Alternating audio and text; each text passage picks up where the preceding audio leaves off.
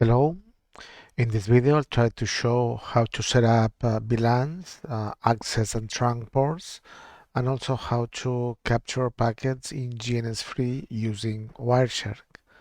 So let's move to GNS-free and let's start with just one Cisco switch and a couple of Alpine Linux computers.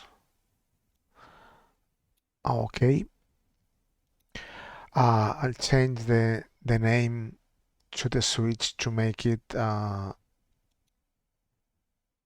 shorter, so it will be just Cisco 1. Okay, and we'll use two Alpine Linux.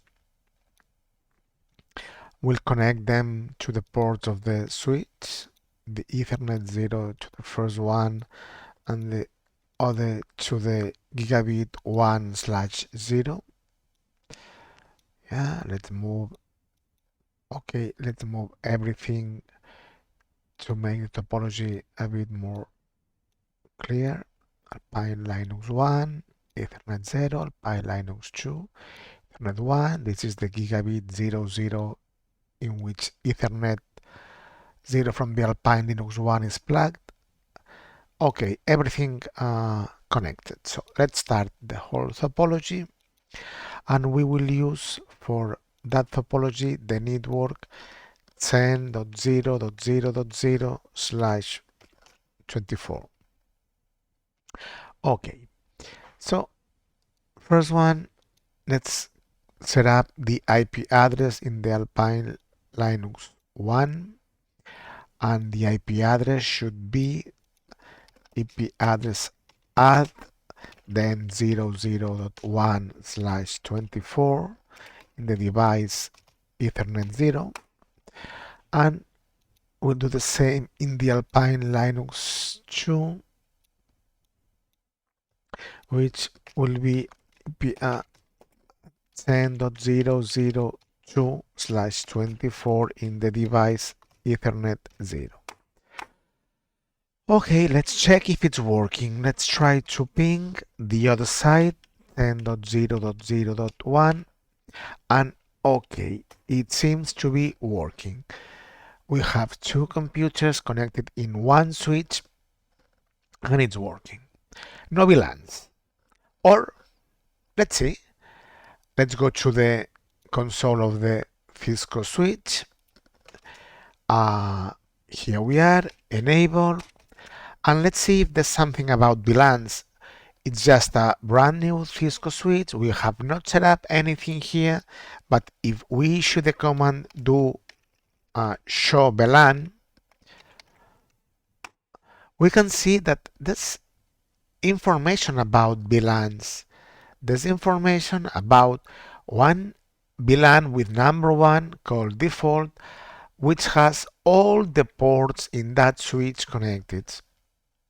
It means that by default, any switch, not just Cisco switches, any switch by default will use the VLAN 1 as the default VLAN.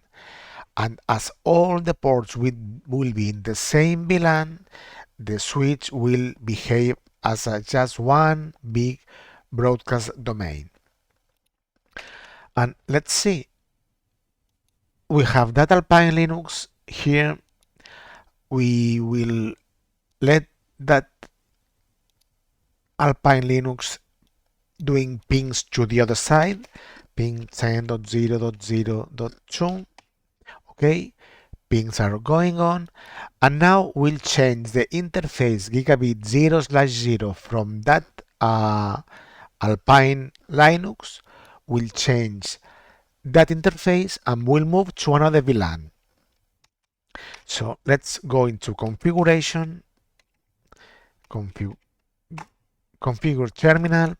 Let's go to the interface gigabit Ethernet 0/0, and we'll change that switch to another VLAN. So switch port, access, VLAN, for example, 10. Okay, this is our pings. We change the VLAN from the switch, and from that moment our pings just stop. Why? Because now this computer belongs to a different VLAN and is not able to communicate with the other one.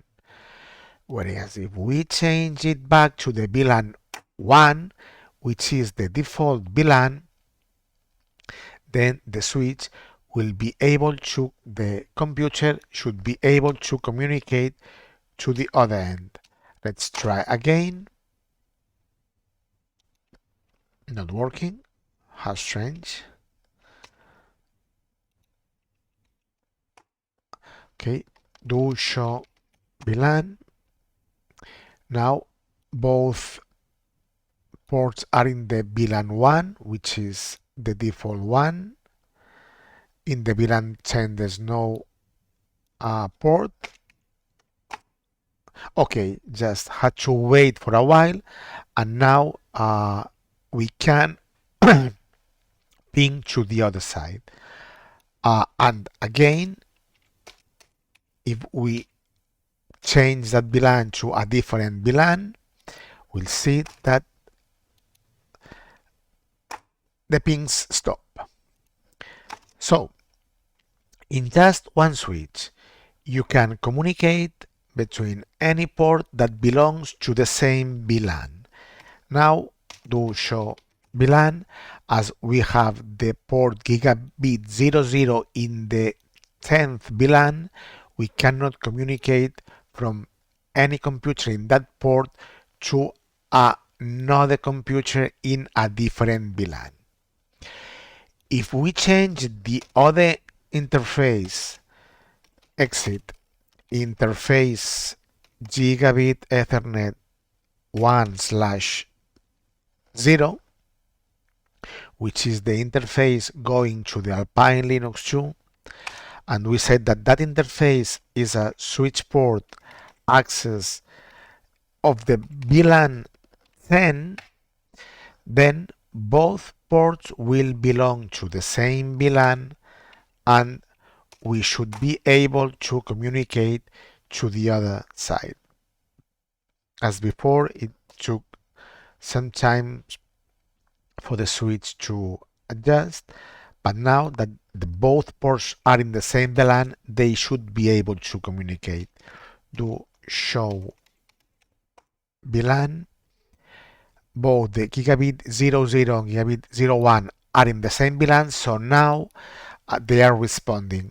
Why has taken that time? Because when we change the VLAN, the switch has to start the STP, the spanning tree protocol process, to avoid loops in the network. In Pack Tracer, you can see that something's happening because you have in orange the light close to a port.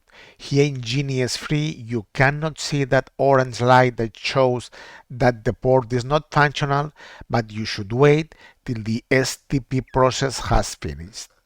Okay, so we have shown how we can communicate between two computers in the same switch when they are using the same VLAN.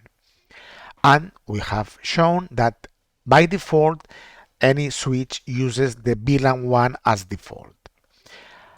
So in the next video, I'll try to show how we can set up a trunk port. Now we have defined those ports as a access port in the VLAN 10, so they both are able to communicate. In the next video, we'll show how we can set up a trunk port between two Cisco switches.